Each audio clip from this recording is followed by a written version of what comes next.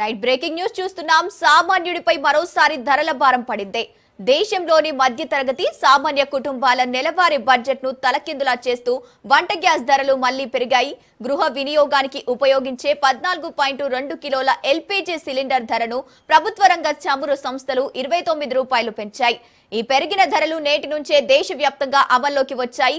తాజా పెంపుతో దేశ రాజధాని ఢిల్లీలో సిలిండర్ ధర 913 రూపాయల నుంచి 942 రూపాయలకు చేరింది.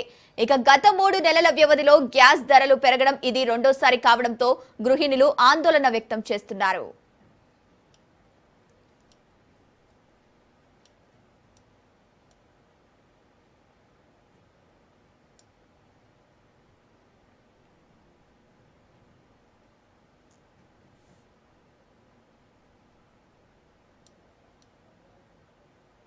పశ్చిమాసియాలో నెలకొన్న ఉద్రిక్తతల కారణంగా అంతర్జాతీయ మార్కెట్లో ముడి చమురు, గ్యాస్ ధరలు భారీగా పెరగడమే దీనికి ప్రధాన కారణంగా తెలుస్తోంది.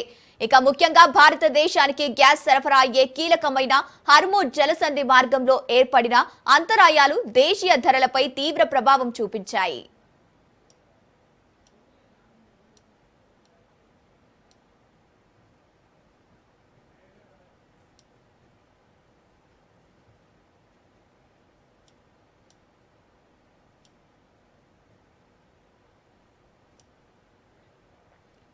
ఇక మరోవైపు కేవలం వంట గ్యాస్ మాత్రమే కాకుండా పెట్రోల్, డీజిల్, సిఎన్జి ధరలు కూడా సామాన్యుని బెంబేలెత్తిస్తున్నాయి.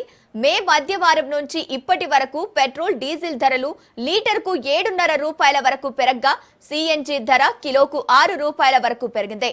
ఇక ప్రభుత్వం సిఎన్జి వంటి ప్రత్యామ్నాయాలను ప్రోత్సహిస్తున్నప్పటికీ అంతర్జాతీయ మార్కెట్ హెచ్చుతగ్గులు సామాన్యుడి జేబుకు చిల్లు పెడుతూనే ఉన్నాయి.